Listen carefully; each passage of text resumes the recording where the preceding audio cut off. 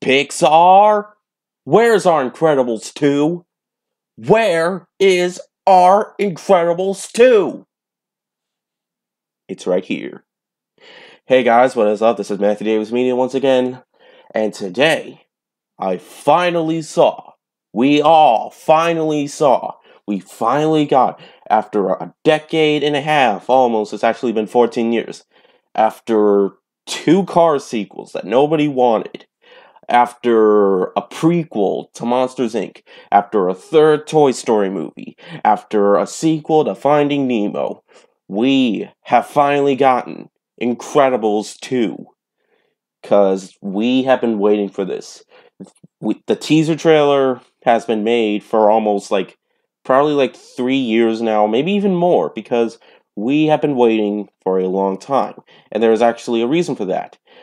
Because, Brad Bird really wants to take his time, on this. He wanted to make it as the best he can, because he really works hard on his animated movies, like The Iron Giant, The First Incredibles, and Ratatouille. And he never fails with animation, even though this is his fourth animated movie. I mean, he's done some more movies that aren't animated, like Tomorrowland, but I heard that wasn't that good. But anyways, Incredibles 2. So the Parr family are back, and apparently this is there are differences between this, very minor differences between this and the first Incredibles movie. The story is a bit different. Alright, so this movie is 2 minutes longer, 3 minutes longer. This is an hour and 58 minutes. 2 hours and 5 minutes if you count the short at the beginning, which I was really pleased with the short. I thought the short was very enjoyable. Definitely worth the hype to keep us occupied. But anyways, and there's cussing in this movie too. I was really shocked to know that this movie has mild language in it. And there's a decent amount of cuss words in it. Not big ones, but I was surprised with this one cuss word that they used. But I'm not going to spoil anything. That's not a spoiler. You can check the rating. It says rated PG for, really, it's right there. First Pixar movie to get cussing. But anyways, yeah, this is a collectible ticket. I didn't see this in IMAX, just the lady at the concession stand knows us so well that she's always nice to us. But anyways, 3 minutes in. Okay. So, Incredibles 2, the Parr family are back, and it does sort of takes place after the first Incredibles. People already knew that. I already knew it would. And they have to defeat the Underminer, which isn't really a big part of the movie. There's this other villain that I'm not going to spoil for. I mean, you know who the villain is, basically. And basically, superheroes are illegal now. I know it wouldn't seem like that way after the first Incredibles film, but superheroes are illegal after this one big battle that happens. And what happens is Elastigirl has a new job. Her and her family move to a new house, and while she is going out fighting crime and hopefully making superheroes legal again, Bob is at home watching the kids. He's helping Dash with his math homework.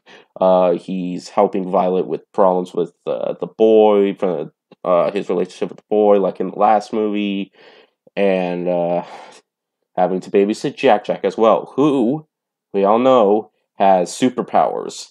It's really shocking how Jack has multiple superpowers, but the other people in the family only have one. Even Frozone. And Frozone is back. Edna is back. All the characters we know and love from the first film are back. And the 14-year wait, I could say it was definitely worth it. This is definitely one of their best sequels they have made.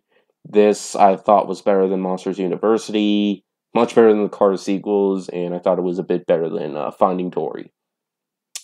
Although, I would still have to say Toy Story 3 is still my favorite Pixar sequel, but because I do have a brief minor issue, but I'll talk about that later on. But what this film gets right is it captures first off, do I really have to say anything about the animation? It's amazing. A bit better than the first film. I mean, the first film's animation was good, but with it being enhanced and all, and this being 2018, it looks much better and better than ever before. And it does like you can really tell that Brad Bird has really took his time, especially with the way he planned it out. I thought the way it was edited and it was the way it was paced, like it's not like action throughout, which is not a bad thing. It's not like battle sequences throughout. Like he knows when to add battle sequences for when fighting the bad guys. And other stuff that happens, it really does have it had the right amount of heart I was hoping it would have. And the humor right there is funny. There are a couple of poop jokes that happen, but they're some of them are like maybe like two maybe, and one of them does involve Chat Jack, but it's very brief and for the most part it was pretty funny. Like no, I really shouldn't say, but actually when I was watching the movie, it felt like it flew by fast, like. But really, I was really satisfied with how it began, how it ended, and stuff like that. It doesn't really set up like could there be an Incredibles 3? I really shouldn't say that because if there is going to be one, then it might be 20 years or something. But I mean, hey, if we got Toy Story trilogy and Cars trilogy, then hey, Incredibles 3 maybe. We don't know, but now for the issues that I have, I only have one minor complaint, and that would have to be the villain. The villain is cliched, and it is something that we don't really see the villain throughout, but that's okay. But I like the scheme that she was planning on, or he was planning on.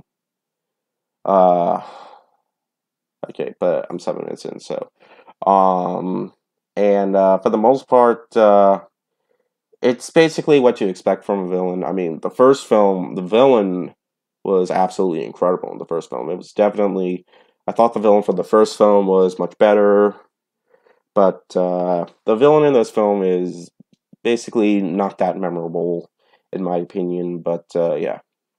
So overall, Incredibles 2 is definitely what I was hoping for it to be. It's a fun time. It's a heartfelt film. It's everything you could want from a Pixar sequel. And this is something that I definitely want to add to my collection with the first Incredibles film. So overall, it was definitely worth the wait. In fact, I kind of forgot that Cars 3 existed when I was watching the film. I mean, I didn't hate Cars 3. I just thought, better than this Cars 2. But yeah, anyways, I'm gonna give Incredibles 2 4.5 out of 5. It's definitely worth watching, and the film is already blowing up fast. It's already at the box office. I mean, it's already making more money than Finding Dory did. Much bigger than Finding Dory's opening weekend. It's already like over 170 million. That's what they're thinking because, hey, there's a good reason for that. Everybody's been waiting for it. But yeah, it's definitely worth your time and your money if you're a fan of the first film. Thank you guys so much for watching. I am really sorry that I didn't review the Oceans films like I said I would this week. I just, I really, I could have, but I didn't really feel like it. But I don't think I really heard anybody begging me to review the Oceans films, but I do want to review them hopefully before the summer ends. So yeah. I mean, I still have other movies to review too, but thank you guys so much for watching, and I'll see you guys later. Word out.